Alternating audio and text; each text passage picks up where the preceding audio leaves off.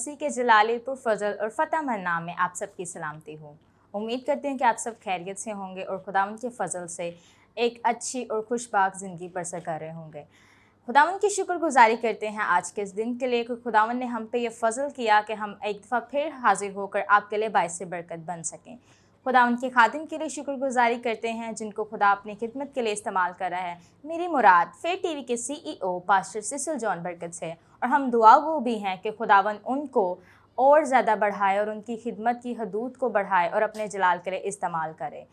और इसके बाद मैं खुदावंद की शुक्रगुजारी करती हूँ कि जिन्होंने हमें ये मौका दिया कि हम आज के इस प्रोग्राम के वसीला से और इस प्लेटफॉर्म के वसीला से बहुत से लोगों के लिए बाइस बरकत बन सकें। आज जो हमारे साथ गेस्ट मौजूद हैं वो बहुत ही ब्लेस्ड पर्सनालिटी हैं और खुदावंद ने इनको बहुत बरकत दी है और खुदावंद इनको ना सिर्फ अपने जलाल में गाने के वसीला से इस्तेमाल कर रहा है बल्कि ये मल्टी टैलेंटेड भी हैं और बहुत सारे इंस्ट्रूमेंट्स भी प्ले करते हैं। और आज यंगस्टर्स के लिए बहुत सी इंस्पिरेशन भी है कि जो यंगस्टर्स समझते हैं कि हम कुछ नहीं कर सकते या सिर्फ हम इंस्ट्रूमेंट प्लेयर हैं या म्यूज़िशियन हैं तो हम कुछ नहीं कर सकते, अपनी लाइफ में आगे बढ़ नहीं सकते, तो उनके लिए भी आज ये प्रोग्राम बहुत ही बाबरकत होगा और उनको इस प्रोग्राम के वसीला से ना सिर्फ बरकत मिलेगी बल्कि तक़वियत भी मिलेगी। तो आज के जो हमारे गेस्ट हैं उनका इंट्रो करवाती चलूँ। हमारे साथ आज मौजूद हैं ब्रदर रॉबिन अरशद जो कि बहुत ही ब्लेस्ड वर्शिपर भी हैं और खुदावंद इनको अपने जलाल के लिए लाहौर में बल्कि मुख्तलिफ एरियाज़ में इस्तेमाल करता है। मुख्तलिफ वर्शिपर्स के साथ ये खिदमत करते हैं और पर्सनली जब भी मेरी इनके साथ सिटिंग होती है, मेरे बहुत अच्छे बड़े भाई भी हैं, तो मुझे बहुत बरकत मिलती है और मैं चाहूँगी कि आज आप भी जब इनकी गवाही को सुने तो बरकत हासिल करें। तो वेलकम ब्रदर, मैं आपको इस प्रोग्राम में वेलकम करती हूँ। Thank you so much sister. इससे पहले कि हम अपने प्रोग्राम का आगाज़ करें, मैं रिक्वेस्ट करूँगी भाई से कि वो एक छोटी सी दुआ करें ताकि जो भी हम बातचीत करें वो खुदावंद के नाम को जलाल देने के लिए हो और जितने भी व्यूज़ हमें देखें वो बरकत पाएँ। ऐ बहरोबर के खालिक और मालिक, तू जो था, तू जो है, तू जो आने वाला है, कुदूस कुदूस जिंदा आसमानी बाप, मैं तेरी शुक्रगुजारी करता हूँ खुदावन, क्योंकि आप ही शुक्रगुजारी के लायक हैं खुदावन। और खुदावन आज के इस घड़ी मौका के लिए मैं तेरे फजल को मांगता हूँ खुदावन, जो तेरा गहरा फजल है खुदावन, तेरी अनॉइंटिंग को मांगता हूँ खुदावन। और खुदावन मैं तेरी शुक्रगुजारी करता हूँ खुदावन, हमने नहीं बल्कि आपने हमें चुन लिया है खुदा, मैं तेरी शुक्रगुजारी करता हूँ खुदावन। और तू जो हमें दुनिया के कोने कोने में इस्तेमाल कर रहा है खुदा, मैं तेरी शुक्रगुजारी करता हूँ। और खुदावन मैं ख़ुद को और तेरी बेटी अलीना को खुदावन मैं तेरी हजूरी में लाता हूँ खुदावन।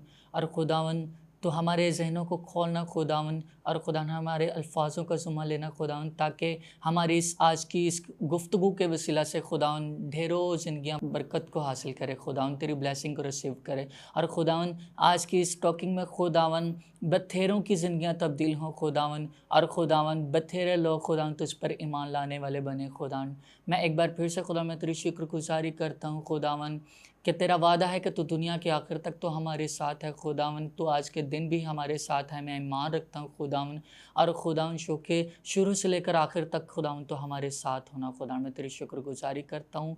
एक बार फिर से खुदावन तो मुझे भी सुना और अपनी बेटी को भी सुना खुदावन, तो हमें खुदावन ब्लेस करना खुदावन, ताकि हम तुझ में आगे बढ़ते जाएँ, तुझ में तरक्की हासिल करें, तुझ में सरफराजी को हासिल करें। तेरे यीशु नाम के वसीला से मांगते और पा लेते हैं, आमीन। आमीन। भाई बहुत से लोग इंटरेस्टेड भी हैं आपकी गवाही को सुनने के लिए और मैं खुद बहुत इंटरेस्टेड हूँ आपकी गवाही को सुनने के लिए। Thank you. सो मेरा पहला ये क्वेश्चन है कि आपने खुदा को अपनी ज़िंदगी में कब कबूल किया और कैसे पता चला कि आप अपनी ज़िंदगी खुदावन की खिदमत के लिए सर्व कर सकते हैं? जी, ये बहुत खूबसूरत सवाल है आपका, और मैं ज़रूर इसका जवाब देना चाहूँगा। मेरी पूरी फैमिली जो है शुरू से खुदावंद में है, और वो फुल पूरी फैमिली जो है वो म्यूज़िक से रिलेटेड है। मेरी बहनें, मेरा बड़ा भाई, और खुदावंद की शुक्रगुजारी करता हूँ कि खुदावंद ने मुझे एक ऐसे घराने में पैदा किया कि जो शुरू से ही खुदावंद से उनका एक अटैचमेंट थी, एक लगाव था। और मेरे पापा ने मुझे बहुत इनकरेज किया और वो मुझे अप्रिशिएट करते रहे। और ये तो मेरा आगाज़ था कि मैं वर्शिप में आगे जब मैंने सीखना शुरू किया, हारमोनियम प्ले करना शुरू किया, तो मेरे पापा ने मुझ पे बहुत मेहनत की है। और खुदा की शुक्रगुजारी है, जब मैंने मसीह को कबूल किया जाना, तो मैं 2018 में मैंने बपतिस्मा लिया। और उसके बाद वैसे तो मैं बचपन से ही मैं जो है सीखना स्टार्ट किया था। मैंने 7 साल की एज से मैंने इसको म्यूज़िक को जाना और सीखना शुरू किया। मैंने 18 साल की एज में मैंने बपतिस्मा लिया, और तब मैंने मसीह को गहरे तौर पर एज अ डीपली मैंने जानना शुरू किया खुदावंद। उससे पहले भी मेरा एक इंटरेस्ट था वर्शिप में, लेकिन एक पूरे तौर पर मुकम्मल तौर पर जिसको कहते हैं कि बाइबल का नॉलेज होना, बाइबल की क्लासेस लेना और खुदावंद को जानना, इंटरेस्ट शो जो हुआ, मेरा इंटरेस्ट पैदा हुआ वो 18 साल की एज के बाद मैंने जो है वो इसमें ज़्यादा गहरे तौर पर मैंने काम शुरू किया, इस पे खुदावंद से लगाव हुआ। तो ये मेरी एज थी। 18 साल के बाद जो है मैं ज़्यादा मेरा एक खुदावंद के साथ मेरा लगाव होना शुरू हो गया। बहुत ही खूबसूरत बात भाई से हमने सुनी कि भाई अपनी फैमिली के सबसे छोटे बेटे हैं और पूरी फैमिली ही खुदा उनकी खिदमत कर रही है, म्यूज़िक बजाते हैं, इंस्ट्रूमेंट प्ले करते हैं। और सबसे जो मोस्ट इंटरेस्टिंग थिंग थी कि भाई के फादर ने इन पर बहुत मेहनत की। ये एक बहुत ही अच्छी बात भी है और जितने व्यूअर्स हमें देख रहे हैं उनके लिए इंस्पिरेशन भी है कि जब माँ बाप आप पर मेहनत करते हैं ना, तो जब औलाद कुछ बन के दिखाती है या उनके नक्शे कदम पर पूरा उतरती है तो माँ बाप के लिए वो बाइस फ़ख्र होती है। तो बहुत सारे पेरेंट्स हैं आज जो अपने बच्चों की तरबियत को इतना गौर नहीं करते। वो समझते हैं कि शायद जब टीन एज में आएंगे या बड़े होंगे तो खुद ही सीख जाएंगे, तब हम तरबियत करेंगे। लेकिन हमने भाई से सुना कि बचपन ही से, इसका मतलब ये कि इनकी पूरी फैमिली खुदावंद के साथ गहरी रफ़ाक़त में थी, खुदावंद के साथ उठती थी, बैठती थी, दुआ करती थी, वर्शिप करते थे ये सब बहन भाई। तो आज हम उसका इम्पैक्ट इनकी लाइफ में देखते हैं। खुदावंद ना सिर्फ इनको लाहौर में बल्कि मुल्क पाकिस्तान के मुख्तलिफ एरियाज़ में इस्तेमाल करता है और बहुत ही ब्लेस्ड वर्शिपर्स के साथ इनको हमने देखा है कीबोर्ड्स बजाते हैं। और मैं जानना चाहूँगी भाई, आप सिर्फ हारमोनियम और कीबोर्ड प्ले करते हैं या मल्टी इंस्ट्रूमेंट्स? म्यूज़िक में जो जहाँ पे मौसीकी की बात आ जाती है या फिर वर्शिप की बात आ जाती है, तो मैं समझता हूँ कि इंसान को जो है ना हर लिहाज से इसका इल्म होना चाहिए और सिर्फ गाना बजाना ही नहीं। क्योंकि बहन आप भी वर्शिप करती हैं, आपको इस बात का नॉलेज है कि अगर आपके अंदर रिदम नहीं है, टेम्पो का नहीं आपको पता, नॉलेज नहीं है, तो आप एक लय में गा नहीं पाते। आप मतलब लय से बाहर हो जाते हैं या फिर आपके लिए गाना मुश्किल हो जाता है। तो मेरे पापा ने जो है ना मुझ पे इस तरह से मेहनत की कि उन्होंने बोला कि बेटा सिर्फ गा लेना, सुर में गा लेना, अगर आपकी टेम्पो नहीं ठीक तो उन्होंने स्टार्ट जो था मेरा फ़ोकस जो था स्टार्टिंग में, उन्होंने बोला कि बेटा आपको रिदम का भी नॉलेज होना चाहिए, ठीक है? तो इस लिहाज से मैंने ढोलक भी सीखी और फिर मैंने तबला भी सीखा और मतलब थोड़ा-थोड़ा हर इंस्ट्रूमेंट का जो टेस्ट था मैंने उसको किया। क्योंकि एक गाने वाले के लिए ये बहुत ज़रूरी है कि उसको रिदम का नॉलेज होना चाहिए। अगर उसको रिदम का नॉलेज नहीं है तो वो लय में नहीं गा पाएगा। तो इसलिए पहले जो है गाना बजाना तो शुरू से ही 7 साल की एज में था, लेकिन साथ-साथ मेरे पापा ने मुझे जो है ना वो एक रिदम के साथ भी मुझे अटैच किया कि आपको रिदम का नॉलेज होना चाहिए। तो मैं ढोलक भी बजा लेता हूँ। किसी ने कभी सुना नहीं है, लेकिन ये एक हिडन मेरा आर्ट है। हिडन मतलब टैलेंट। हाँ, लेकिन ये है कि इसको मैंने सीखा ज़रूर, ताकि जो है ना मैं एक लय में और एक तरीके के साथ जो है ना मैं वर्शिप को बेहतर तौर तरीके से मैं इसको सरअंजाम दे सकूँ। क्या ही खूब भाई ने बात की। ना सिर्फ हारमोनियम, कीबोर्ड, मेलोडिका, बल्कि ये ढोलक भी बजा लेते हैं, तबला भी बजा लेते हैं। तो आज मैं उन बच्चों को इनकरेज करना चाहूँगी जो समझते हैं कि सिर्फ हम हारमोनियम सीख लेंगे या कीबोर्ड सीख लेंगे तो हम दूसरा इंस्ट्रूमेंट नहीं प्ले कर सकते, डबल माइंडेड हो जाते हैं। तो ये भाई आपके लिए बहुत बड़ी इंस्पिरेशन है। तो भाई मैं जानना चाहूँगी आप का जितना भी ज़िंदगी का आपका सफ़र है, तो तकरीबन जितने भी साल खिदमत को हो गए हैं, तो इस सब में आपके लिए कोई एक ऐसी चीज़ जो मोस्ट चैलेंजिंग हो और उसको किस चीज़ ने ज़्यादा डिफ़िकल्ट बनाया? डिफ़िकल्टी तो मैं इसको नहीं कहूँगा, मैं खुदा की शुक्रगुज़ारी करता हूँ कि मैं एक ऐसे घराने में पैदा हुआ हूँ कि मुझे मुश्किल का सामना नहीं करना पड़ा। मेरे पापा ने बहुत मेहनत की, मैं समझता हूँ मेरी कोई मेहनत नहीं है, मेरे पापा ने मुझ पे मेहनत की और खुदा की शुक्रगुज़ारी है कि खुदा ने मुझे ऐसे पेरेंट्स मुहैया किए। जो चीज़ आपको विरासत में मिल जाती है, तो जो चीज़ आपको घर से मिल रही है ना, तो आपको बाहर कहीं घूमना नहीं पड़ता, आपको घर से ही हर एक चीज़ प्रोवाइड की जा रही है। तो म्यूज़िक का जितना भी नॉलेज था, मुझे मुश्किल का सामना नहीं करना पड़ा कोई ऐसे। लेकिन ये है कि क्योंकि जब म्यूज़िक सीखा जाता है और जब वर्शिप के लिए आपको ट्रेन किया जाता है, तो ज़ाहिर-सी बात है इसके लिए अब बहुत से ऐसे चैलेंज जो आपको लेसन्स मिलते हैं, जो आपको ट्रेनिंग्स दी जाती हैं और प्रैक्टिसेस होती हैं, वो दिन रात आपको इसके लिए एक करना पड़ता है, दिन रात एक करना पड़ता है इस चीज़ के लिए। तो आजकल के जो नौजवान भाई हैं, बहनें हैं, ठीक है, मैं उनको एक चीज़ ज़रूर सिखाना चाहूँगा कि कुछ बहन भाई हैं वो कहते हैं कि बस 2-3 ज़बूर याद कर लिए और थोड़ा बहुत आप मतलब गाना बजाना शुरू हो गए। तो वो स्पेशली इस तरह की प्लेसेस पे इस तरह होता है कि जहाँ पे कोई इतना मतलब रश नहीं होता लोगों का, शोर नहीं होता और लोग मतलब बहुत कम गाने बजाने वाले होते हैं और उस एरिया में कोई एक आधा बंदा ऐसे गाने बजाने वाला शुरू हो जाता है ना, तो वो 2-3 ज़बूर करके याद करके वो अगर क्वायर लीड करना शुरू कर दिया तो वहीं पे फुल स्टॉप लगा देता कि बस ठीक है, इनफ है। वो आगे सीखता ही नहीं है, वो कहता बस ठीक है, मैं वर्शिप कर रहा हूँ, लीड कर रहा हूँ।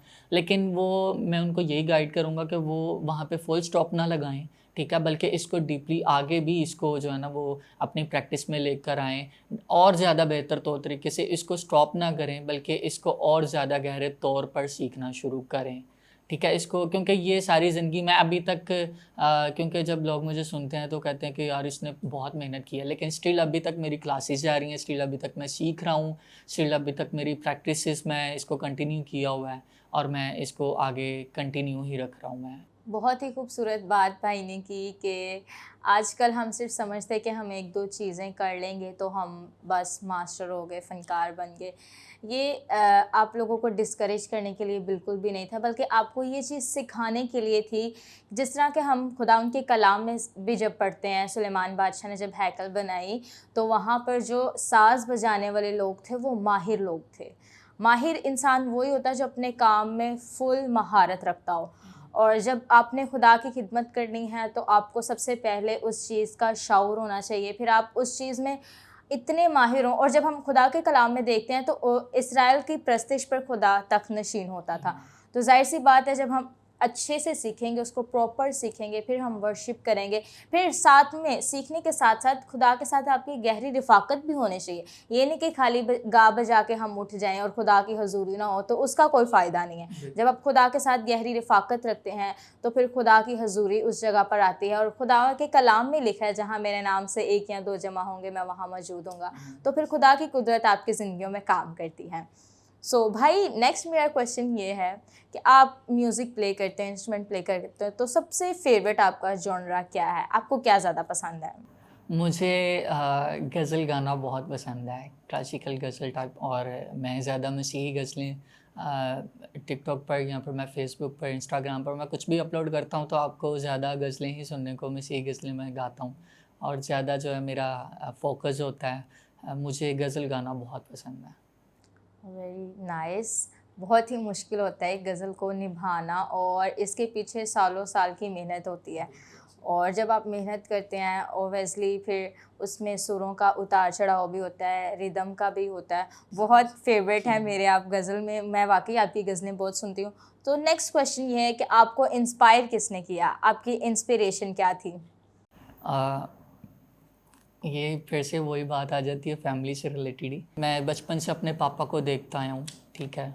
वो खुदा में थे और वो वर्शिप अभी भी स्टिल वो खुदा के काम को सरअंजाम दे रहे हैं और उन्हीं को देख के जो है ना मेरे दिल में ये बात आई थी और वही पहले वाली बात कि ये चीज़ जो है मुझे विरासत में मिली है और मेरे पापा ने मुझ पे मेहनत की है और मैंने अपने पापा को ही देख कर जो है ना मेरे दिल में इस चीज़ का एक क्रेज़ उठा, एक क्रेज़ पैदा हुआ कि मुझे भी वर्शिप में आना है और मुझे भी वर्शिप करनी है। और इसी तरह जो है ना मेरे अंदर एक गहरे तौर पर जो है ना दिलचस्पी पैदा होती गई और अभी तक मैं सीख रहा हूँ इसको। तो भाई आप गज़ल गाते हैं, ज़ाहिर-सी बात है, तो आपके मोस्ट फेवरेट गॉस्पेल सिंगर कौन से हैं जिनकी आप गज़ल सुनना ज़्यादा पसंद करते हैं? जी, बिल्कुल। अ, पास्टर अर्नस्ट साहिब मेरे मोस्ट फ़ेवरेट हैं और उनके बाद सर आरव भट्टी साहब, उनकी गज़लें मैं बहुत ज़्यादा लाइक करता हूँ। सभी बहनें, सभी भाई बहुत अच्छा काम कर रहे हैं खुदा उनका, बहुत अच्छा वर्शिप को आगे लेकर जा रहे हैं। लेकिन मोस्ट फ़ेवरेट जो फुल हाई पिच पे मेरी नज़र में आते हैं, जिनको मैं लाइक करता हूँ, जो एडमायर हाँ करते हैं? जी, जिनको मैं फ़ॉलो करता हूँ वो सर आरिफ भट्टी साहब हैं और सर अर्नस्ट साहब हैं। मैं इनका बिग फ़ैन हूँ और इनको फ़ॉलो करता हूँ मैं। तो भाई मैं चाहूँगी कि आप हमें थोड़ा अब बताएं कि खुदावंद आपको किस खिदमत के लिए इस्तेमाल कर रहा है और किस एरियाज़ में इस्तेमाल कर रहा है। जी, ज़्यादातर जो है मुझे लाहौर से बाहर जो है ना, लाहौर में बहुत कम, लेकिन यह है कि खुदावंद मुझे दूर-दराज़ और मुख्तलिफ़ प्लेसेस पर खुदावंद मुझे इस्तेमाल कर रहा है। लाहौर से बाहर ज़्यादा मेरा जो है ना वो वर्शिप का है, लोग मुझे वर्शिप के लिए बुलाते हैं और ज़्यादा मेरा वर्शिप की तरफ ही है। और इसके अलावा जो ज़्यादा काम इस टाइम मैं कर रहा हूँ, खुदावंद ने मुझे ये फ़ज़ल बख्शा है, ये मौका दिया कि मैं ये भी रिसेंटली मैंने अपना स्टूडियो वर्क स्टार्ट किया है और मैं अपने स्टूडियो वर्क को आगे लेकर जा रहा हूँ। और मैं गॉस्पेल ज़्यादा मैंने फ़ोकस किया हुआ है कि गॉस्पेल म्यूज़िक को ही मैं रन करूँ, गॉस्पेल म्यूज़िक को ही आगे लेकर जाऊँ और एक अलग तरीके से एक नए तौर पर जो है ना वो म्यूज़िक को आगे लेकर आया जा सके, ताकि हमारी जो नौजवान नस्ल है वो म्यूज़िक से जो है ना वो दिलचस्पी हासिल करे और वो म्यूज़िक की तरफ आएँ और जो अपनी ज़िंदगी है वो खुदावंद की मर्ज़ी के मुताबिक बसर करने वाले बने। बहुत ही खूबसूरत चीज़ इन्होंने सिखाई कि ये रिवाइवल लाना चाह रहे हैं म्यूज़िक से रिलेटेड। तो बहुत ही खूबसूरत बात है और भाई हम इस चीज़ के लिए दुआगो भी हैं कि खुदावंद ने जैसा आपके दिल में नौजवानों के लिए बोझ रखा है कि आप म्यूज़िक के रिलेटेड काम करके रिवाइवल लाना चाह रहे हैं, तो खुदावंद आपको इस मिशन में कामयाब करे और आपको ढेर सारी बुलंदियाँ दे। तो एक बात पूछना चाहूँगी कि जब फर्स्ट टाइम आपने परफॉर्म किया तो आपको एंग्जाइटी हुई या आप कंफ्यूज हुए, तो कैसे लोगों ने आपको डिस्करेज किया, फिर आपने इन सब चीज़ों को कैसे ओवरकम किया।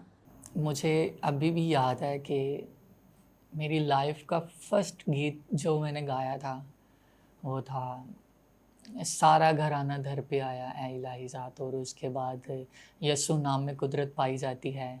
ये मेरे स्टार्टिंग के जो थे, जहाँ से मैंने स्टार्ट किया वर्शिप को। और मैं बहुत कंफ्यूज था जब मेरी फ़र्स्ट परफॉर्मेंस थी, मेरी लाइफ़ की फ़र्स्ट परफॉर्मेंस थी और इतनी ऑडियंस थी और मैं लोगों को देखकर बहुत घबरा गया था। और लेकिन क्योंकि मैं जब भी वर्शिप स्टार्ट करता था तो पहले छोटी सी प्रेयर करता था और कि जब खुदावंद का नाम लिया जाता है और जब खुदावंद को याद किया जाता है और जब हम अपनी हर एक चीज़ को, अपनी घबराहट को, अपने मुश्किल टाइम को जब हम खुदावंद की हज़ूरी में रखते हैं, तो मैं ईमान रखता हूँ कि वो स्टेज, वो वक़्त आपके सामने बिछ जाता है, आपके सामने कोई। और मैंने प्रेयर स्टार्ट करता, अभी भी स्टिल मेरा यही एक रूटीन है कि जब स्टेज पे जाता हूँ या फिर वर्शिप स्टार्ट करता हूँ तो एक छोटी-सी प्रेयर। और मैं अपने वाले साहब को मिस करता हूँ, उनको याद करके कि जो है ना वही मेरे उस्ताद हैं। और खुदा उनका नाम लेकर जब मैं शुरू करता हूँ तो मेरे सामने मुझे कोई फिर मुश्किल नहीं लगती। लेकिन जो मेरी फ़र्स्ट परफॉर्मेंस थी, मैं घबराया ज़रूर था, लेकिन उसके बाद मुझे किसी ने डिस्करेज नहीं किया बल्कि एप्रिशिएट किया, इनकरेज किया। और सबसे बढ़कर मेरे घर वालों ने ही मुझे जो है ना वो मुझे सपोर्ट किया और आज मैं इस मुकाम पर हूँ कि खुदावंद मुझे दुनिया के कोने-कोने में इस्तेमाल कर रहा है और मुझे अब कोई ऐसी घबराहट नहीं होती। खुदावंद की शुक्रगुज़ारी है कि स्टार्टिंग में होता ही है, ज़ाहिर-सी बात है। और मेरा यही एक मकसद रहा है शुरू से कि अगर मैंने काम शुरू किया, मैं जिस काम के पीछे पड़ जाता हूँ ना, मैं शुरू कर लेता हूँ, तो मैं कहता हूँ कि बस ठीक है, मैंने ये चीज़ करनी है तो करनी है। तो खुदावंद की शुक्रगुज़ारी है कि जब अ, हम अपने काम को, अपने मकसद को खुदावंद के हाथों में देते हैं, तो आप उसमें अपने मकसद में ज़रूर सक्सेसफुल होते हैं। तो आप हिम्मत ना हारें, बल्कि ये कहें कि मैं मसीह में सब कुछ करने की कुदरत रखता हूँ। और खुदावंद की शुक्रगुज़ारी है कि आज ये वक़्त है कि जब मुझे अ, कहीं जगह पे मुझे बुलाया जाता है, वर्शिप के लिए बुलाया जाता है, तो मैं कहता हूँ कि मैं ज़रूर आऊँगा।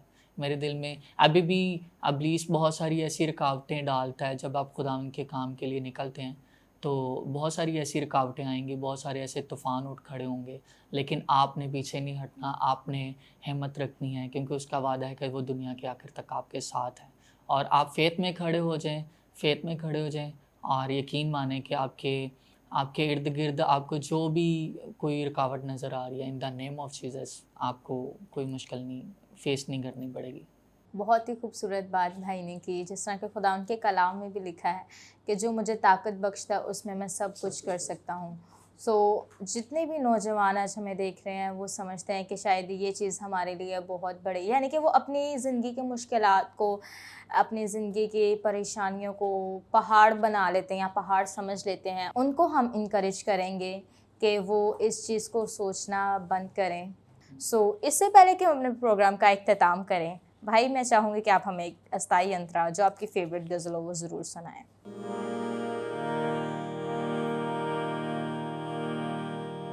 सांस से भी करीब आ तो सही, सांस से भी करीब आ तो सही, पूरे दिल से मुझे बुला तो सही, तेरी तन्हाइयों का साथी हूँ, मुझसे तन्हाइयाँ सजा तो सही, सांस से भी करीब आ तो सही, मैंने अपना लहू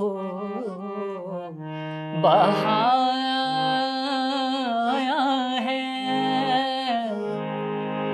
इस लहू से तुझे सजाया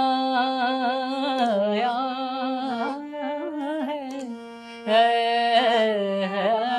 मैंने अपना लहू बहाया है, इस लहू से तुझे सजाया है, मैं यहोवा शिफा का मंबा हूँ, मेरी शफ़क़त ज़रा आज़मा तो से, सांस से भी करीब आ तो सही, सांस से भी करीब आ तो सही। बहुत ही खूबसूरत गज़ल। सांस से भी करीब आ तो सही, पूरे दिल से मुझे बुला तो सही। खुदावंद सिर्फ हमसे यही तवक्को करता है, वो हमारी ज़ाहरी शक्ल सूरत पर निगाह नहीं करता, वो सिर्फ हमारे दिल को देखता है और उसको सिर्फ पाक दिल चाहिए, और वो पाक दिल ही डिमांड करता है कि हम जब पूरे दिल से उसको पुकारते हैं तो वो फिर अपने आप को हमारे ऊपर अया करता है। इसी के साथ हमारे प्रोग्राम का इख्तिताम हुआ जाता है, और इख्तिताम से पहले मैं चाहूँगी कि आप फेट टीवी सिसल जॉन बरकत फेसबुक पेज को लाइक शेयर कमेंट करें, और इसके साथ साथ फेट टीवी सिसल बरकत यूट्यूब चैनल को लाइक शेयर कमेंट करें, और इसके साथ साथ सब्सक्राइब भी करें। God bless you all.